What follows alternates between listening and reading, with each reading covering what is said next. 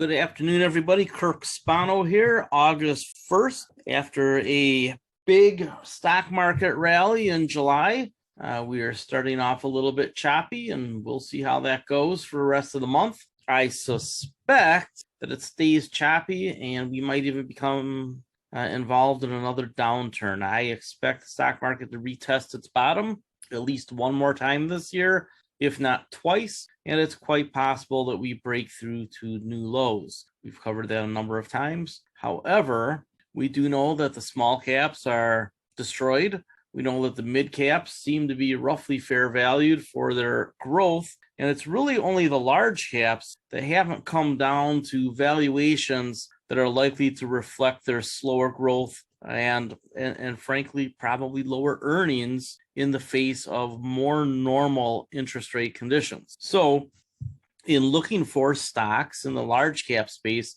I'm looking for cash flows that I can count on for a long time and that have some sort of upside based on growth or mergers and acquisitions, consolidation in their industries, anything like that. But I like rock solid balance sheets. I like recurring revenues. I like low capex, or at least capex that can be controlled. And I like the optionality of mergers and acquisitions activity. So we're going to talk about Comcast today. It's a stock that I've been talking about for a while in the same group with Warner Brothers and Paramount. We invested in Paramount, and then Warren Buffett and Berkshire Hathaway followed us in. Now, it's my belief that you could possibly see Berkshire Hathaway get even more involved in the streaming and communication spaces. That's not something that's unusual for them. They have a position in T-Mobile and Verizon. It's an industry that throws off a lot of cash when the going is good. And right now, there's a transition going on in the streaming space and in communications as legacy cable goes away. That's probably gone by the end of the decade as broadband providers compete a little bit with 5G, although I don't think there's a lot of cannibalization that's going to go on there because 5G just doesn't have the bandwidth to do the types of streaming that people like to do. And I believe that you're probably going to see at least one more major M&A deal, either an acquisition outright or a merger of some sort in the streaming space. So let's take a look at Comcast.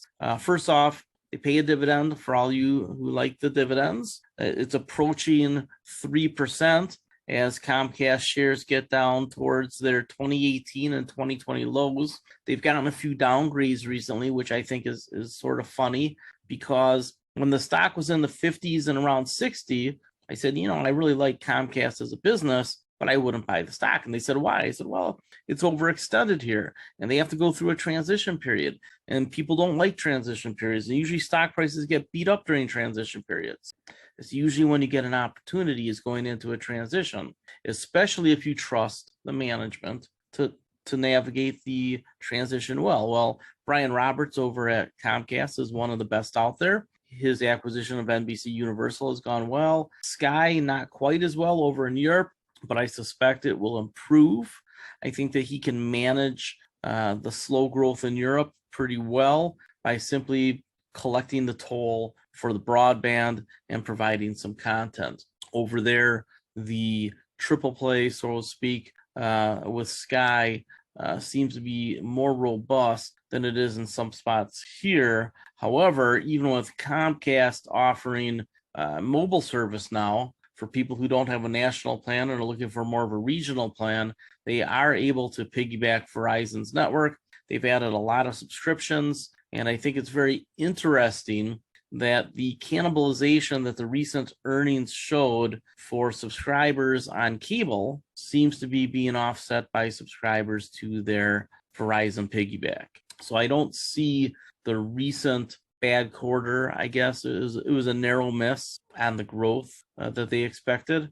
Comcast did not add new cable subscribers for the first time ever on net. However, the 10,000 that they lost for the quarter was replaced by 10,000 on the business side, which are higher margin.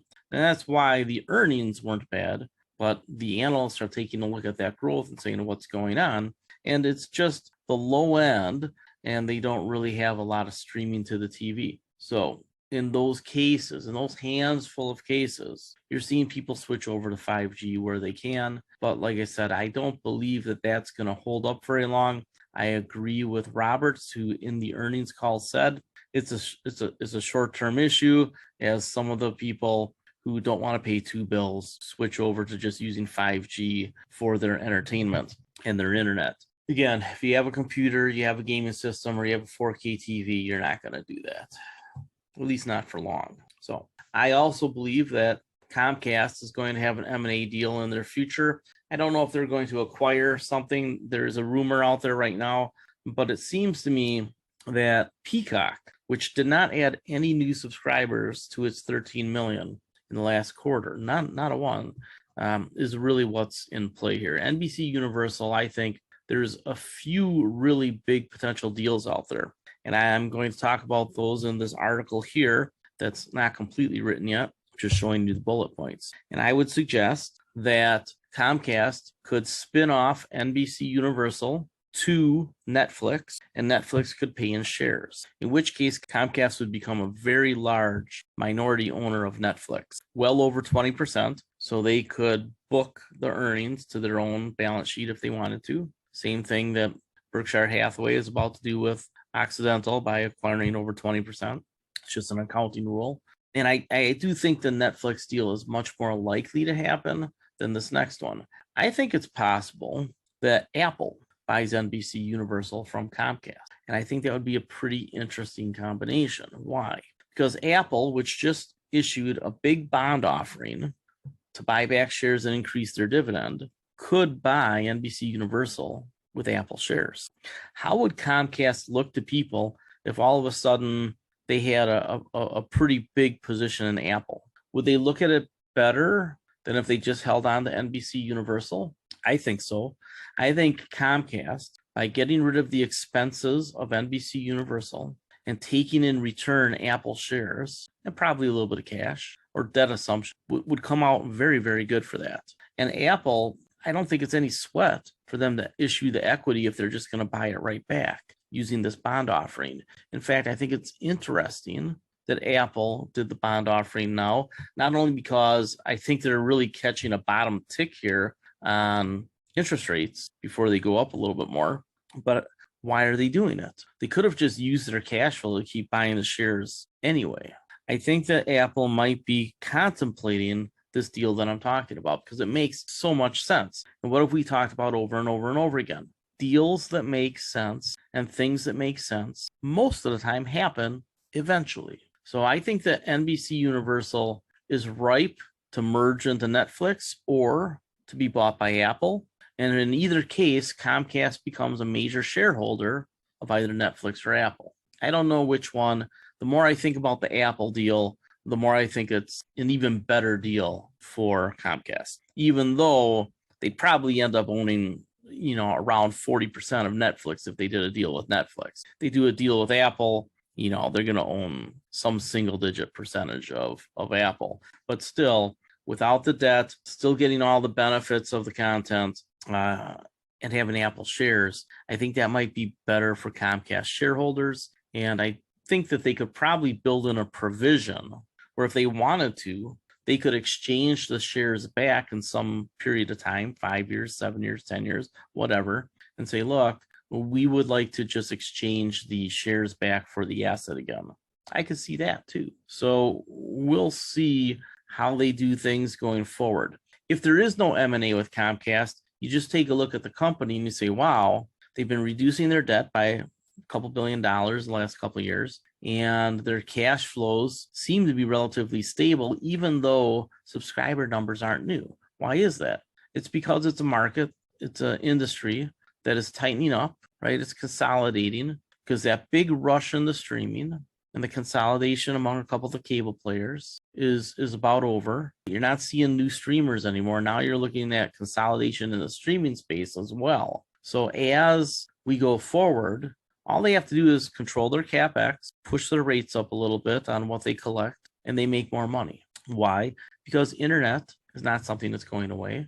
There's not a whole bunch more providers coming in. The 5G is limited when it comes to anything that's not on your telephone. What am I doing with Comcast? I already have a starter position. I had bought a little bit more and then trimmed it back, but I have that starter position that I got at $39.50. So if you've taken a look at this article so far, what you'll see is that I am now selling, and this has gone off today, so you can make this trade right now, I believe. I am selling the Comcast October 37.5 put for $2.50. That is a 6.7% return for about 2.5 months' time. And if the stock gets put to you at $37.50, your net cost is $35, which is my bottom fishing price is $35. And even if the stock falls a little bit below that into this area, what you can see is that that's right in the area where you had the lows from 2018 and 19. So if it goes down into the lower 30s, I don't think you're there very long. I don't want people to miss out on this one because the dividend is big. I think the stock price runs back up into the 60s again and then breaks out, because between now and whenever that is, there will be some business improvements and or mergers and acquisitions. So for those of you who like to collect a dividend and you like to get 6.7% right now, which is 2 years of dividends, and then the idea that you could probably on the bigger chops, not these little ones, but on the bigger chops, like up here, you could have written covered calls. If it goes up here, you write covered calls, comes back, then it goes back up. You get your 1, 2, 3, 4, 5 waves up, which is, probable. On those bigger waves with shooter, we can probably write cover calls a couple of times to add to your income. So you get income from selling the cash secured put. You get income from collecting the dividend, which is going to increase because their payout ratio is under 30% right now. They have assets that they can dispose of for some big numbers. Their margins are going to stay roughly stable or go up. And at some point, Sky in Europe, which hasn't done great so far, because it's, there's a limited market for the services over there, and they have some really good contracts on sports. I think Sky does much better in the future too. So there's really nothing about the business model I don't like. If you have Fidelity or you somehow have access to Jefferson Research, and there's a number of research firms that I really like, but Jefferson is one of the highest rated for accuracy. You take a look at the overall rating here, strong buy, earnings quality, strong, now strongest, cash flow quality is strong, right? They had to get through a transition here. Transition seems to be just about done. That's why the flip from weak to strong. The balance sheet is super strong, and the valuation, because it's low right now, right? Because of that chart I just showed you, right? Valuation has come down. There's not a lot of risk. So this is one of those margin of safety stocks where you have the upside, just the regular upside of the business, the dividend, you're getting a low valuation right now. And then there is the optionality or the potential for M&A activity that really, really helps. I can't see any M&A activity that wouldn't help. Think about what happens if Netflix does a deal with NBC Universal. Suddenly they get all that expertise in commercialization of the content. So Netflix wants to add an ad-based revenue stream. CNBC Universal could help them do that. Now, I think because Comcast would want to have more control, they're probably more likely to do the deal with Netflix. I think there's a lot of synergy there.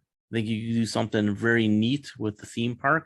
If all of a sudden you had Stranger Things at the Universal theme park, now all of a sudden, wow, you got a whole new thing there. So I do think there's a deal to be done, whether it's Apple or NBC and NBC Universal or Netflix and NBC Universal. I don't know. I'm not so sure that Sky jumps in. I think there's just strategic partnerships there because that's Europe and mainly the UK. Sky gets like 80% of the revenue from the UK, although they're trying to get into Germany and France. I look at it more as a UK thing. I could even see them eventually selling that off. However, the cash flow that's just going to keep coming in over and over and over again, I think more of a strategic deal, continuing with CNBC Universal and Netflix, which they already have.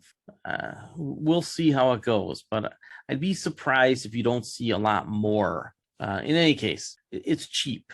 It's super solid balance sheet and earnings. I mean, there's really nothing to dislike about this. The dividend is closing in on 3%. your cost basis, if your cost basis ends up being 35, it is 3%. That's a nice income that you can use to spend or to buy other assets over time. I haven't found a lot more that I'm super interested in right now. I think that Intel and Cisco are very close to me wanting to sell more cash secured puts on them, but I'm going to give the market a little bit of time to beat them up a little bit more because I do think the beating is coming. I think Comcast is basically there. They had that big drop last week. They're down 15% in the last month, 25% in the last 6 months, and around 40% over the last year. Could they go down more? Sure, but they're already approaching their lows from 2018, 2020. Somebody says that the bid on the options has gone down a little bit. So you enter your order at 250 and you wait, it'll hit. There's plenty of volatility. That's how we do things, right? We know the price that we want. We put in the order, set it up for good till cancel the same way we do every week. And we give ourselves a week to see if it hits. If not, we'll make an adjustment. The orders from last week, the ones that are close, you should keep an eye on. MP Materials is the one that I am most watching right now because I don't have a position. And I will tell you, if you saw the report that somebody put up on the chat room about what's going on with MP Materials, they're well into phase 2 of their 3 phases. They're starting to process minerals now. And that's a big deal because as a few other mines other than theirs come online in North America, rather than shipping those metals to be processed in China, it'll stay here. If you've been paying attention to the EV market, it is growing extremely fast. They're at 5% penetration now, and I believe that is going to scream higher. And the magnets that are used in EVs and in energy storage and in quite a bit of other fourth industrial revolution technology are vital. So getting those here rather than, again, from China is going to be hugely profitable. Somebody points out MP's margins are pretty big for an industrial company. So keep an eye on that. The last one that I would mention that I'm keeping an eye on, and I don't have on here yet, is Freeport-McMoRan. I mentioned them a couple of weeks ago. They're in the low 30s. If they get to the low 20s, we'll figure something out to do with them. And I am removing both of the gold stocks from our list. So Barrick Gold and Newmont Gold will no longer be on our very short list of stocks to monitor because the CapEx for gold is just going to keep going up. I think the much better bet, and I told you this 2 years ago, is that eventually it'll be better to own gold than the gold stocks. So we got that giant rally in the gold stocks when we bought them at that bottom, whatever it was, March 16th, 2020, we bought them. We got that giant rally and we scaled out near the top. The rally was more in the ETF and in Newmont than it was in Barrick. But we made money on all of them if you scaled out. If you use our strategy of scaling out so that you don't have to be perfect, you did well. I believe we've gotten to the point now where gold is a better investment than gold stocks. And I think that might be true forever. I mean, at least for us, forever, right? Until they start mining asteroids. But gold is becoming more scarce and much harder to get to, and the processes are just becoming more expensive. So the deals that were done 3, 4, 5, 6, 7, 8, 9 years ago when gold crashed after 2012, the efficiencies are all wringed out from those. There are really no more efficiencies to gain. So the deal that Barrick and Newmont have in Nevada, all the various mergers that were out there, everything's been squeezed out of that stuff. So at this point, I would once again urge you, if you like gold as an investment, and you think it's some sort of long-term hedge, when you can find it at a fair price, like a rummage sale or a flea market or an estate sale particularly, if you can get in there before everybody else, buy heirloom jewelry, buy old gold coins, buy the little gold bars. If you really believe in them, they're fun to show to the grandkids. But gold in general doesn't produce anything, and it's just, something that's shiny and everybody likes. And we use it for jewelry, and we use it a little bit in our cell phones now. But the reality is that gold miners just are never going to have great margins. So if you like gold for the long term, go ahead. And if you want to trade gold, then you need to learn how to use futures. The gold ETF is mediocre. just like the oil ETF is mediocre or worse. None of the ETFs, because they're futures based underneath, none of them work very well. The actual futures traders can front run those over and over and over again. So if you truly want to trade a natural resource, learn how to use futures and study it like it's a grad class, because that's really your only shot to make legitimate money there, make market beating money there, is to become one of the sharks. Now, I know most of you won't do that. So the better answer is buy some pretty gold, show it to the grandkids once in a while, and just know that your family has it. Are there any questions? Somebody mentions the energy bill, part of that balanced Build Back Better that I've been telling you was going to happen for 6, 7, 8 months. I mean, of all the things that I've called, probably among my best ones, at least lately, told you all along, all that pessimism on that bill, that it was going to happen at some point, and that it would include carbon capture, which it did. And the EV stuff is good for MP. So, keep an eye on that to see if Kristen Sinema votes for it this week. If she doesn't vote for it, it'll just be a little, it'll be a year or two further down the road. All right. Somebody says, do I see a pullback in MP this year? Well, it already pulled back. I mean, could it pull back more? I mean, sure, everything can always pull back more. Yeah, it's down pretty far. So let's see here. I think I updated this chart last week anyway on the VSL. By the way, if you're paying attention to the VSL, I am slowly updating it.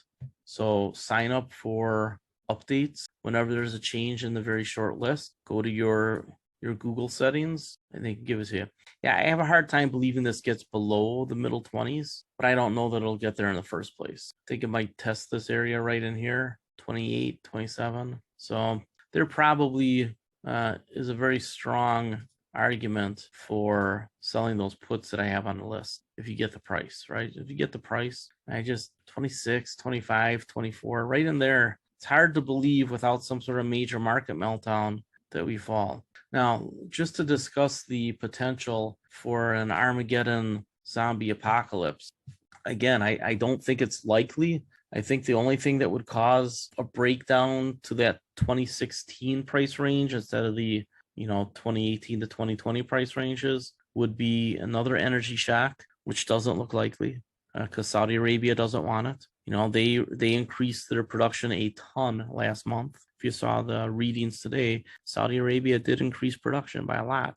They're filling the gap that other countries aren't filling for technical reasons, just like I said they would. So, Saudi Arabia doesn't want to see a global recession. So an energy shock that leads to a global recession would be bad. And I will tell you got to remember that China and Japan are stimulating. And the Fed pivot, they're already hinting at, and everybody's trying to game it. And while you have a few people out there, that are high profile saying, a soft landing's almost impossible, I don't think so. I think a soft landing is pretty possible. And if you take a look at the GDP numbers, what you realize is that we're not really in a recession. Let me show you something. One moment, please, while I find it. There it is. Downloads. Here you go. Gross domestic product. Does that look like a recession to anybody? No numbers down, right? So this is 2020. This is the past year. Does that look like a recession to anybody? All right. Now, does that mean that we can't go into a recession? Does not mean that at all. But I do believe that GDP will flatten out a bit, which is going to put pressure on the margins of some of those big companies that have relied on higher growth and cheap financing. So as earnings flatten out on the big companies, right, because they're basically measuring the S&P 500 earnings, those bigger companies are the ones that are going to get hit yet. And it'll be the companies that have been highly reliant on cheap financing and a hot market to mask the underlying business weaknesses that people don't see while the stock price is going up. But nonetheless, I've been warning you about for 3 years now. So when do those companies fall? It could be incremental, could be a correction now, and then a rally, and then another correction in a few years, and then a rally, and then another correction in a few years. So you're going to see over time these hidden zombies, right, start to fester. And the first wave of this great divergence from decarbonization and fourth industrial revolution and some real estate on the good side, and then a lot of your capital intensive businesses that don't have growth, that have heavy debt and rely on financing, on the other side, right? That's your split. Pick which road you want to go down. If you go down the old economy, high capex, no growth, but they used to do good approach, you're screwed. I'm just telling you right now, you're screwed. You'll never beat the market ever again, and you'll probably lose money. And it's quite possibly likely that you lose a lot of money. You need to be on the side, and I say this every week because it needs to be heard. And there's always new people. You need to be in the newer economy. Fourth industrial revolution technology in all its many forms, decarbonization, including carbon capture, even though that means that gas will be around a little bit longer. Certain real estate, we know that industrial real estate is one of only two subsegments of real estate that have beaten the S&P 500 in the last 20 years, right? Storage and industrial real estate are the only two subsegments of REITs that have beaten the S&P 500 in the last 20 years. So when the REIT investors come out and say, hey, you got to buy REITs, what they're not telling you is it's really only those two subcategories. None of the other REITs have beaten over 20 years. They beat for a cycle, 3 or 5 years sometimes, but other than that, they don't. Now, there are exceptions, and I think that, companies like Vici, sort of an exception, right, because it's gambling. And the casinos were the only group that paid all their rents during COVID. That's how strong they are. And they're benefiting from online gambling getting bigger and bigger. So you got to be careful on the REITs you pick out, because there's a lot of bad REITs out there. And I'll tell you, a lot of the housing REITs, the companies that own apartment complexes, they're in trouble. Why? Because their CapEx is going to go up because they need maintenance and interest rates are higher, right? Buildings get older, they need more maintenance. Interest rates are higher, more expensive to do it. This deal that I've been talking about, the guy wants over $4 million for his land. I found comparables down around, $3 million. So he's $1 million high, but he says, but I'll give you 4.5%. Rates are higher now. Yeah, but you're starting $1 million higher. Can't have it both ways. And that's what's coming. Is that a lot of these REITs that people are in love with, that your triple net commercial REITs or office REITs or your apartment REITs, right? We know all the problems with commercial hybrid work schedules, companies using less office space. That's why I finally gave up on WeWork even after they fixed it, because even after they fixed it, it wasn't exciting. Yeah, I'll hang around, but I think there's going to be replacements for that too in time. I think a lot more people are going to put their office in their house or buy one of those empty small commercial spaces that used to be on a town's main street or something, or around the corner from the main street, put their office there, slap a bedroom in the back so that if they want to crash downtown, they have a crash pad. I'm seeing that. I've seen it in Milwaukee, seen it in other towns I've been in. Some of those old downtowns are catering to hybrid. So when you build your asset allocation, you really have to think through what businesses really have a future. And you can look backwards if you want to. That's a hard way to drive. Look 5 years out into the future and 10 years out into the future. You don't have to be perfect. You just got to be close. You got to be on the right road. That's all you got to do. Is be on the right road. Okay. Somebody asked, do I recommend trimming large cap index funds in a 401k? I talked about that at the start of the year in January. I recommended it in January to trim your S&P 500 correlated funds in your 401k. So I am about 50 to 60% cash in my ETF portfolios. So that's about where I think you should be in a 401k. But again, never change your contributions. Always have those 3 funds that you want to get into and just keep putting your money in week to week. And if you can afford it, and even if you can't, you should be maxing out your 401k contributions, because that's free money. Even without a match, it's free money because it's pre-tax for most folks, right? I presume you're all making a couple bucks. I like to have a mid-cap fund, an emerging markets fund, and a large cap growth fund in my 401ks, because I can cherry pick all the small caps I want and mid caps and sector funds in my other accounts. I think that's the way to go. I think it's the easiest way to set it up. If you want a large cap growth, a mid cap, and an emerging markets fund in your 401k, you just manage the balances from time to time, once or twice a year. Some years you'll skip, and put as much as you possibly can into a 401k when there's a stock market correction. I've had a couple of people say, well, I'm going to stop putting money in my 401k because it's going down right now. Remember that commercial? How are you doing, Mr. Dumbass? The name is Dumas. Look, you are a Dumas if you are not putting as much as possible into your 401k right now. More and more and more. You want to buy low, because in a few years, it'll be higher. How do I feel about Roth versus traditional 401ks? It depends on your tax situation. It really does. Yeah, that's what it comes down to. For most people, if you can afford to do it, max out a traditional 401k and then throw your $6,000 or $7,000 into a Roth IRA. Because your giant growth stocks, which are your small cap and mid cap stocks, you can buy individual names with your Roth IRA, right? And it sure is nice to pay lower income taxes today. But I will tell you, the theory that income taxes in America have to go up, I'm pretty sure is going to end up being wrong. We'll cover that more in the future, but you already heard me talk about it. As the petrodollar goes away, the dollar becomes stronger, not weaker. Because now we're not tied to oil, which is something that, we never had a lot of, or we haven't had a lot of for a long time. As the petrodollar goes away, the dollar gets stronger and stronger and stronger, which we have talked about. And I show you this chart over and over and over again, right? Everybody talks about dollar collapse. Right in here, that's all you ever heard. Dollar's going to collapse. The dollar's going to collapse. Ooh, wow, wow, wow. Ooh, wow, wow, wow. Dollar's going to collapse.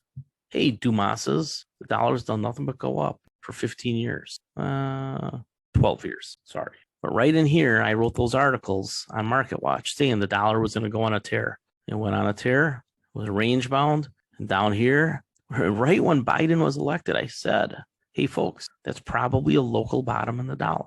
And look where the dollar is now. And a couple of weeks ago, I suggested that the dollar is going to correct, come down, and then bounce back up.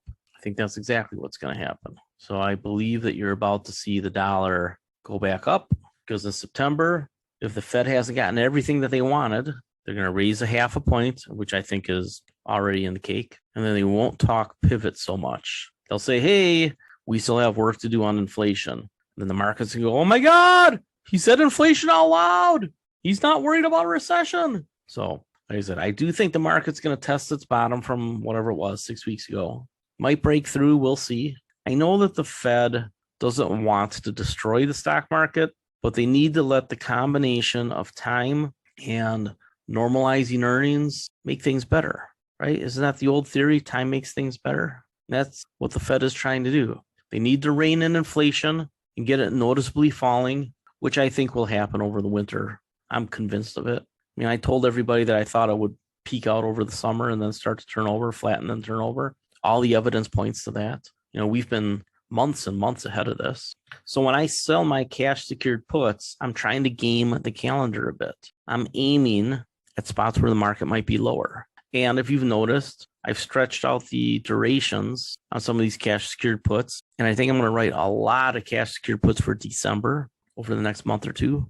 If you took a look at my Twitter feed, I forget who I was talking to, somebody who's a big shot. And I said, I will put the end of the bear market, the over under on the end of the bear market as December 15th. I believe that the bear market is over December 15th. So you could take over or under. I'll take the 15th. You get all the other dates. But I'll bet you right now that December 15th is an update in the stock market. And I'll leave it to you to figure out why. All right, everybody have a great day. My future wife's mom is still in town, so we're going to take her out one more time before she heads home. I will have the Global Trends ETF up tomorrow and a pretty comprehensive stocks of the week probably on Wednesday. All right, everybody, have a great day.